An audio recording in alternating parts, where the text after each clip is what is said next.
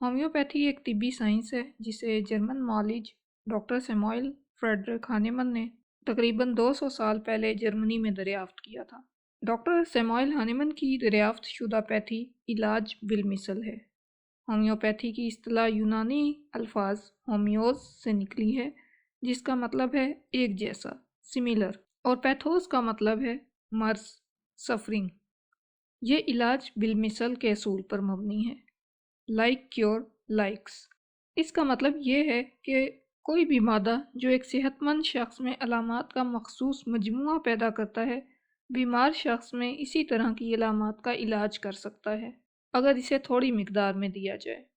تو جو چیز زیادہ مقدار میں وہ علامات پیدا کرے گی، وہی چیز تھوڑی مقدار میں ہومیوپیتھک میڈیسن کے طور پر اگر اس کو استعمال کروایا جائے ایک پروسیجر سے گزارنے کے بعد، تو وہ اس مرض کو ٹھیک کرے گی۔ مرض پیدا کرنے کے لیے جتنے مادے کی ضرورت ہوتی ہے، اس سے کہیں کم مقدار میں اسی سے بنی دوائی مرض کو دور کرنے کے لیے کافی ہوتی ہے۔ کسی دوائی کے جتنے بھی خواص و علامات کسی مرض کی علامات کے ساتھ زیادہ سے زیادہ مشابہت رکھتے ہوں گے، اتنی ہی تیزی سے صحت بحال ہوگی، وہ دوائی اتنی ہی تیزی سے اثر کرے گی۔ دوسرے الفاظ میں، مرض کا علاج انہی ادویات سے کیا جائے جو اپنی اصلی حالت میں، اپنی کروڈ فارم میں، اس مرض جیسی علامات تندرست انسانوں میں پیدا کرنے کی صلاحیت رکھتی ہوں۔ لاطینی زبان میں اس سنہری اصول کو سیملیا سیملیبس کیورنٹر، یعنی بالمثل ادویات سے علاج کہا جاتا ہے۔ ہانیمن ہومیوپیتھی کی اصطلاح استعمال کرنے والا پہلا شخص تھا، لیکن ہانیمن نے جس کے نظریے سے روشنی لی وہ بقراط تھا۔ یہ خیال بقراط، جسے ہپوکریٹس بھی کہتے ہیں اور اس کو طب کا باپ کہا جاتا ہے، اس نے سمجھا تھا۔ اس کا ذکر قدیم ہندو لٹریچر میں بھی ملتا ہے۔ بقراط کی پیتھی کو طب یونانی کے نام سے پکارا جاتا ہے۔ اس میں بلغم، صفرا، خون، سودا، ان چار میں خرابی کو بیماری کی بنیاد مانا جاتا ہے۔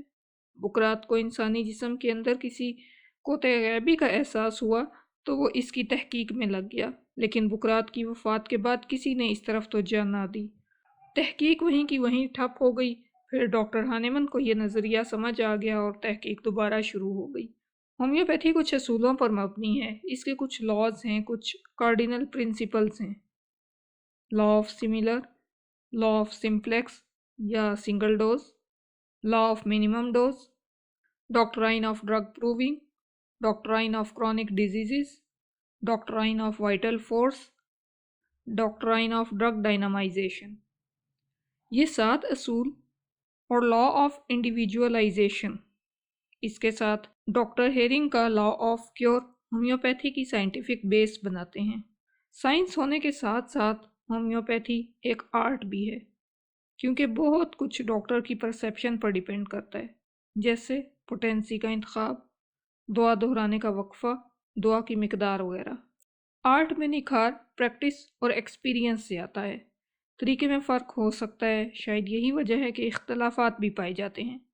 لاز پر عمل کرتے ہوئے، سائنس کو نہ جھٹلاتے ہوئے، اپنی سمجھ کے مطابق دوسرے کے نظریے کا خیر مقدم کرنا ہی عقل مندی ہے۔